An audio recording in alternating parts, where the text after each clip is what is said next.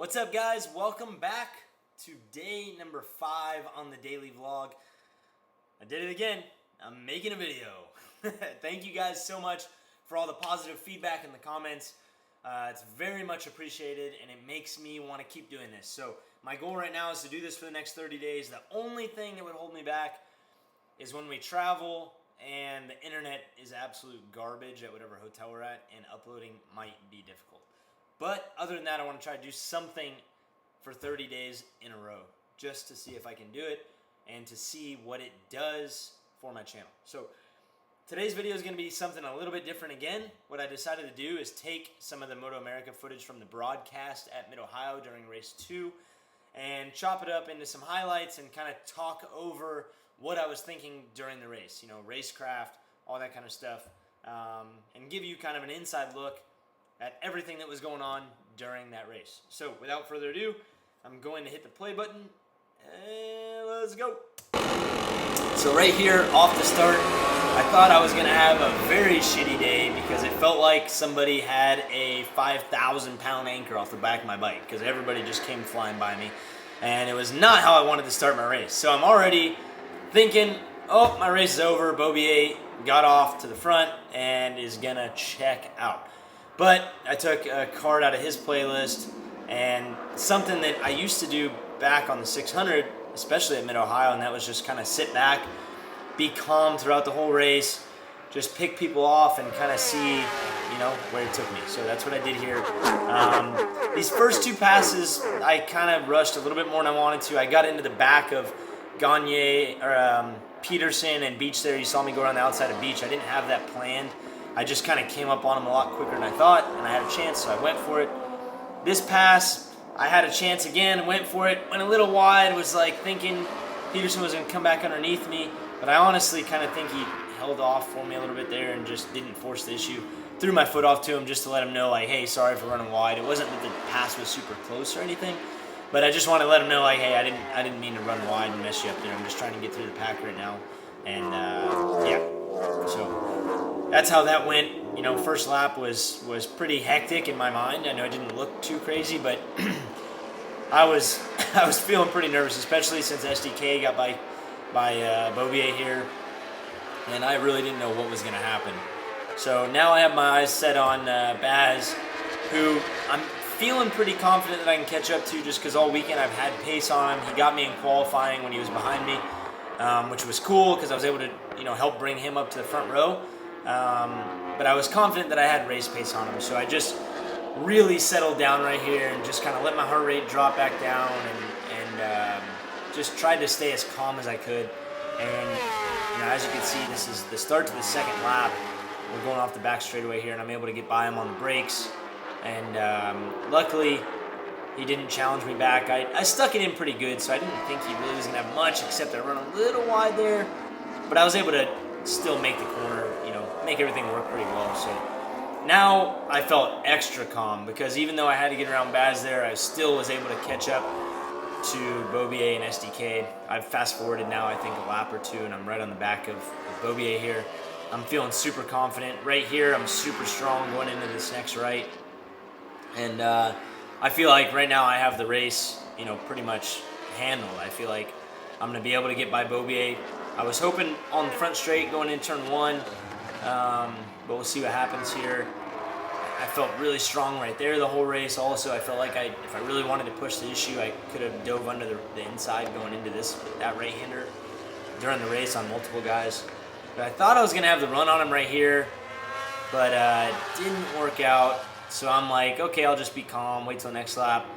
Then I just get this amazing run mid-corner on these guys. I'm like, holy shit, like, I could pass him here. That's such an unknown area to pass. And if you guys know me and you've watched me race for a long time, you know I love passing people in areas where they're not expecting it. So when I have the opportunity to, I love doing it because it elevates the guy's heart rate. It makes him panic a little bit, throws him off guard. You know, it's like throwing a jab in a boxing match whenever people aren't expecting it. That's why I catch a lot of flack, you know, in races for passing too early, mainly when things go wrong. Like in the past, if things have gone wrong, and you know, I bump someone or, you know, I fall or cause them to fall, like, then I catch a lot of shit for it. Like, wow, just be patient. Why are you passing so early? But I like taking those early jabs if I can, and just throwing them off guard and hoping that I mess their race up a little bit, by getting their heart rate up and making them make a couple mistakes. So again, right now I'm feeling so confident. I'm sitting up early going into the corners behind SDK. I know I have him covered in 80 or 90% of the track. The only spot he was really getting me was exiting the keyhole onto the back straight and on the brakes going into the corner off the back straightaway. But I mean, this whole section from the back half of the track and the front half of the track, just that back straightaway was the only spot that really had me. Right here, I'm noticing the same thing. Kyle, man, Kyle's always pumping me up. I love him as my pitboard guy. But same thing as Bobby right here. Get a super good drive mid-corner. These guys were holding that really tight left line, and I was just letting the thing run out wide and was able to do the same pass on him. He wasn't as surprised when I did it, but this is where I was really surprised. I was not expecting this pass. This was my normal line. I didn't run wide, and he just dives underneath me, and I was not expecting that. I'm going to be completely honest. That made me kind of panic a little bit, but then I had to look over my shoulder and noticed that Bobier we dropped him a little bit, so I'm like, all right, we're running a good pace. I got a championship to worry about. The guy that I'm really worried about is behind me. So from this point on, to avoid these close passes with SDK, I'm just chilling. I'm not worried about it at all until the end of the race. If I got a chance to go for the pass, I'm gonna do it. And yeah, that's all I was thinking. But so a lot of this race was really me just. I honestly was trying to conserve my energy, conserve my tires, and just see how the race played out. Watch what Bobier was doing behind me, not worry about pressing the issue on Sean unless Bobier made a move, and he really didn't the whole race. And as you can see through this whole section, my body position, if you listen to Pridmore on the broadcast, he notices it. Coming out of this corner, I just sit up. I mean, I'm just trying my hardest to just conserve energy, relax, stretch out a little bit, drive out of here again, mid-corner, I get the run on him. I'm just sitting up, I'm chilling. I also wanted him to watch this race after it was over and know that I had pace on him. I don't want him just thinking like, wow, I rode such a great race. Even though he did run a good race, I want him to know that, damn, Josh had pace on me. So I'm just like I said, trying to keep my heart rate low, trying to relax, and really trying to not stress about Sean at the front and just think about me and Bobier, because that's what I really need to worry about. You see that gap he pulled right there on the back straight? He pulled about 3/4 of that on the back straight, this gap he has right now, and then 1/4 of it on the brakes right there. But I was also just being ever so slightly, a little easy on the front tire going into the corner off the back straight. Right here, though, it was like nothing to catch him. I don't know what he was doing that was so much different. Simone had the electronics on the bike set up super good through that corner where the wheelie control really helped me. And I was able to just suck up on him without stressing at all. So on the back straight and in the brakes, I just let him do his thing. And I knew I'd just suck back up to him. So, like I said, that's all I was doing, man. Just trying to stay relaxed. I knew I had him in 80, 90% of the track. And I just wanted to play it smart. It's been a really long time since, maybe not ever. Like, look at this. I'm just wheeling behind him. Just having a good time, man. Showing Kyle. Kyle's fist bumping me. Like, watch right here. Get the run on him. I just sit up. I'm holding the line tight with him now and just chilling. Sit up right there early on the brakes. Kyle's fist bumping me on the pit board, and I'm just doing some wheelies on the front straight just to show him, like, hey, chill, dude. I know what I'm doing here. So I was just having a good time. It's been the first time since I raced in Mid-Ohio since 2013, and I felt like I was in control. I won the race the day before by 18 seconds, I think, and this day I was just feeling it and just vibing with the track, vibing with my tires. I felt really at one. I felt like I was riding my 600 when I was 20 years old, 19 years old at Mid-Ohio, seeing the hills just full of people, man. It was so sick. I think the weather scared people off because we had a lot of rain that weekend, but we got lucky and had dry racing all weekend. But the rain, I think, scared a lot of people away, and it was still a really good attended race. So super shout out to all the fans in Ohio who came out for this one, man, because I grew up going to Mid-Ohio, seeing Tent City back in the day. It was a major party, so it was really fun to be back here. Same thing though, man. Just watch this right here. I go left, and as soon as I accelerate here and flick over the hill to the right, I just suck up on him, man. Like it's just nuts. Out of here, we were about even, but as the race started wearing on, I feel like he was losing grip to the right a little bit, and I could hold it here.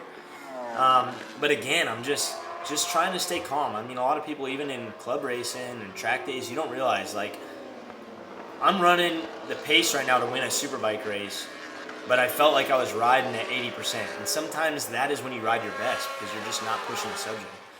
I think this is the 2 laps to go right here. Pretty sure. Let's see.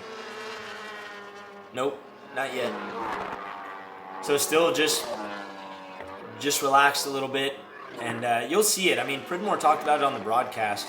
Okay, so now we're about to head into 2 laps to go. I think this is where I make my move on him. But Pridmore, coming out of this last corner, right as you come to start-finish line, Pridmore says, look at the body position. You see the body position, Greg? Watch it change.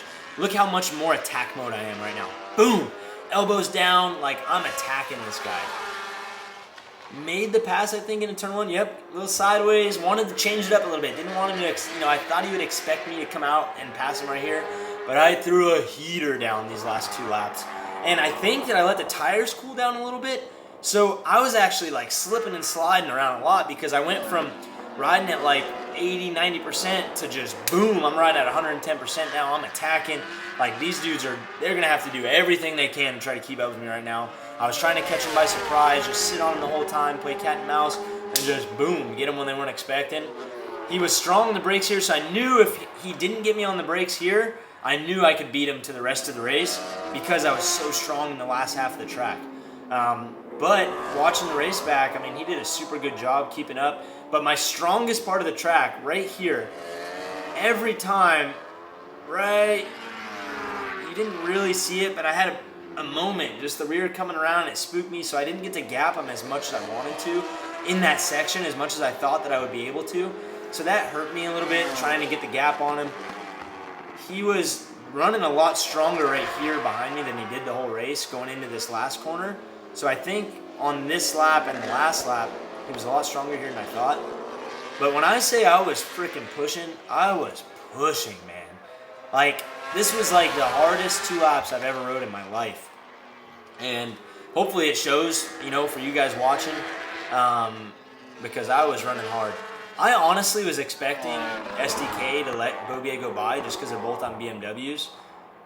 And I was really shocked that he didn't. But watch, look at this gap that I have right now. Check this gap out in the keyhole, right? That's a good, I don't know, 6 bike lengths, 7, 8 bike lengths. That's a big gap. And watch it at the end of this back straight. I think it was because of the gearing we had, but also on the brakes, he was a lot stronger than me. But I mean, yeah, holy shit. On the brakes, yeah, he sucked me in right there. Wow. I thought most of it was on the back straight right there. I would say 2 bike lengths was, but yeah, he got a good 4 bike lengths on the brakes right there. But I honestly thought that I had a bigger gap than I did. So I wasn't like pushing the subject super hard on the brakes, because I didn't think he would even come close to me. But he was a lot closer than I thought he was. Yeah, right here I was like, all right, I'm still pushing hard, but I thought I was smooth sailing. I mean, look at the gap that he pulled on Bobier on this last lap. So he threw in a heater as well. He said that he went to go dive underneath me right here, but he said it would have been too tight. I don't think he would have had it. I thought after when I watched the race, though, he would have tried to dive up the inside there on the last left, but he wasn't close enough, so. Man, that was a sick race. Right here, you see me throwing up the Shaka. I don't normally do that, but Griffin has been super on this whole Shaka thing lately. And Rachel told me after, look at the crowd, man. So sick seeing that hill pack like that. But Rachel told me after race 1, she's like, Griffin said, Daddy didn't do the Shaka to me. So I told her, all right, if I win the race today, I'm doing the Shaka. And I was able to do it a bunch for him. So that was super cool, getting to just think about Griffin back at home and throwing him the Shaka. Him knowing that I was doing that just for him. Because he's at the age right now, he's turning 3 this week. And he's at the age right there, man. Moto Horse. I want everybody to see the team I'm on, man. That's for sure. I didn't mean to leave this in the footage, but it was a bummer seeing, when I rewatched the race, it was a bummer watching Hayden Gillum go down, because I know he's pushing hard there. This is one of the tracks that they ride out a lot, so it was cool seeing him up there. It's cool seeing Honda back, man. They're not full factory back, but they're at least, they got somebody running up there, which is really cool, and I like Hayden a lot. He's got a kid about the same age as Griffin, so we got a lot that we relate we're real relatable now. You know, we got a lot of stuff in common with the kids. So, man, this is so cool. I haven't been on a team in so long, if not ever, that when you come in, everybody's hugging you, and it just feels like a family. Like me and Danny right there, like that was for me such a special moment. Simone, you don't mean to like ignore people when they're trying to hug you or tell you good job behind you. I just don't know. I got the helmet on, the earplugs, but Bobby looking at me so stoked. Kyle's stoked. I know Kyle's always stoked. Doesn't matter if we win or lose. Kyle's stoked to be there. Simone, my crew chief from Italy. Baz, dude, best teammate I've ever had. That he's like a brother to me now. It's such a good feeling. Big Lewis, man, I just love these guys. This whole team, they're all awesome. Simone means so much to me. The guy works so hard every weekend and puts his heart into it. The main man, though, Faraci. I think we got a hug with Faraci coming up here. That he's special, man. This year, there he is. I love you, man. Faraci's the best. If you guys haven't met Faraci, you got to come up to him and see him at these last 2 races if you're there. He's the nicest guy ever. And he's done so much for this sport. But man, that's all that I have for that. Hopefully you guys enjoyed that. I know there wasn't a whole lot of action going on, but I just wanted to kind of walk you through what was going on in my brain. But this year, really, I feel like I'm doing it for Faraci. It's nuts. You know, I don't know if a lot of you probably don't know this, but it's been 30 years since Ducati has won a Superbike championship in the United States. The last time that they won it was in 1994. I was 4 years old. That was the first year that I ever got a motorcycle, my PW50 for Christmas, in 1994, I'm pretty sure. And that was the last year Ducati won a Superbike championship in the U.S. with Troy Corser. Man, I hope I'm right. Troy Corser was riding the bike, but it was Faraci's team 30 years ago. So for COTA this coming weekend, we got some special leathers and a special paint job on the bike, so make sure you guys are paying attention to that. Sorry, 2 weeks. COTA's in 2 weeks. It's gonna be special. I'm pumped. Yeah. So it's been an awesome year. I'm so grateful for this entire team for giving me the chance to be on the bike for 2 years in a row. This bike is amazing. Ducati. Man, people hated on the Ducati so much my whole life, and the last couple years they've just been saying, "Oh, that thing doesn't work on the Dunlops." Well, it works on the Dunlops, as you can see.